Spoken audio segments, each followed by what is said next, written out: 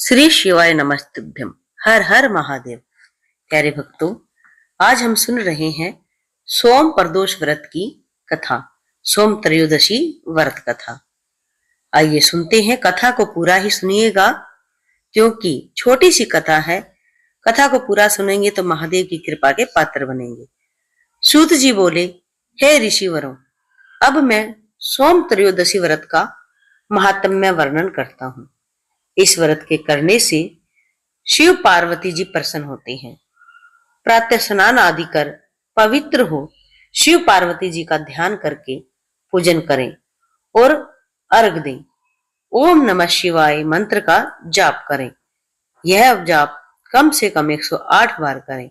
फिर स्तुति करें, हे प्रभु, मैं इस दुख सागर में गोते खाता हुआ ऋण भार से दबा ग्रह दशा से ग्रस्त हूँ। हे दयालु, मेरी रक्षा कीजिए।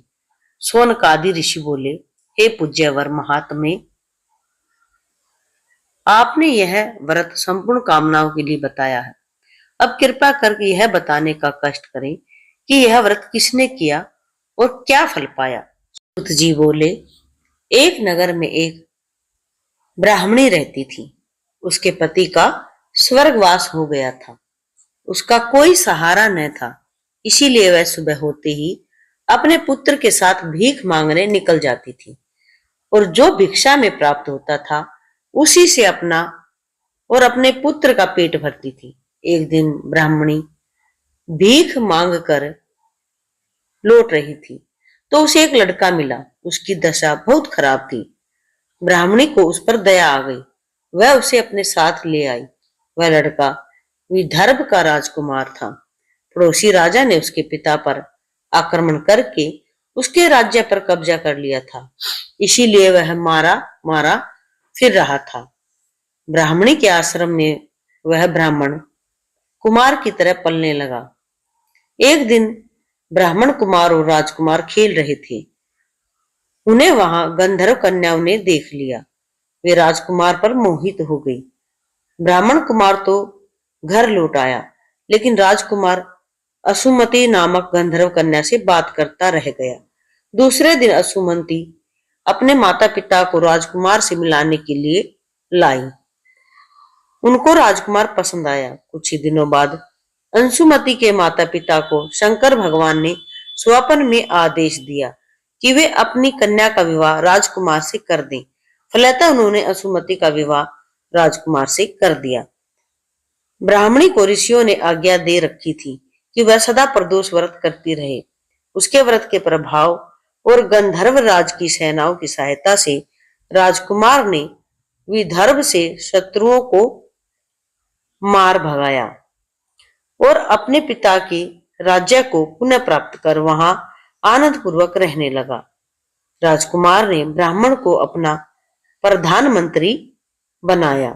राजकुमार और ब्राह्मण कुमार के दिन जैसे ब्रह्माणी के प्रदोष व्रत की कृपा से बदले, शंकर भगवान वैसे ही अपने दूसरे भक्तों के दिन भी बदलते हैं।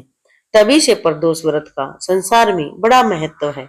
सोनक ऋषि सूत जी बोले, दया कर अब आप मंगल प्रदोष व्रत की कथा का वर्णन कीजिए। प्यारे भक्तों, हमने सुनी सोम प्रदोष व्रत की कथा। इसी तरह विधिवत यह 7 वारों की कथाएं होती हैं। जिस दिन जौन सा वार पड़ता है उसी वार की प्रदोष कथा होती है। और कथा अगर आपको अच्छी लगी हो, आप प्रदोष व्रत कर रहे हैं या नहीं भी कर रहे हैं, कथा सुनने से आपका कुछ नहीं बिगड़ने वाला, बल्कि बाबा महादेव और माँ गौरी की कृपा ही आपको मिलेगी। तो कथा, कहानी और पूजा पाठ की वीडियो देखने के लिए हमारे चैनल से जुड़े रहें। हमने सोम प्रदोष व्रत की पूजा विधि भी डाल रखी है और उसमें सारे नियम आपको बता रखे हैं। व्रत कैसे करें, क्या खाएं क्या ना खाएं, शिवलिंग का विसर्जन कब करना है। तो प्यारे भक्तों, अगर आपको यह कथा अच्छी लगी हो और भी कथा सुननी है और पूजा पाठ की वीडियो जाननी है, देखनी है, सभी संपूर्ण जानकारियों के लिए इस चैनल से लगातार जुड़े रहे। बाबा महादेव और माँ भवानी आप सभी की मनोकामना पूरी करे। गौरी शंकर सदा ही आपकी मनोकामनाएं पूरी करते रहे और आपके परिवार पर सर्वदा ही अपना आशीर्वाद, दिव्य कृपा दृष्टि आप सभी भक्तों पर बनाए रखे। आज की कथा उम्मीद करती हूँ आपको अच्छी लगी होगी। तो प्यारे भक्तों, यह धार्मिक चैनल है, इसे सब्सक्राइब जरूर कर लें। हर हर महादेव, हर हर महादेव। श्री शिवाय नमः तुभ्यम, श्री शिवाय नमः तुभ्यम। ओम नमः शिवाय, ओम नमः शिवाय, ओम नमः शिवाय, ओम नमः शिवाय।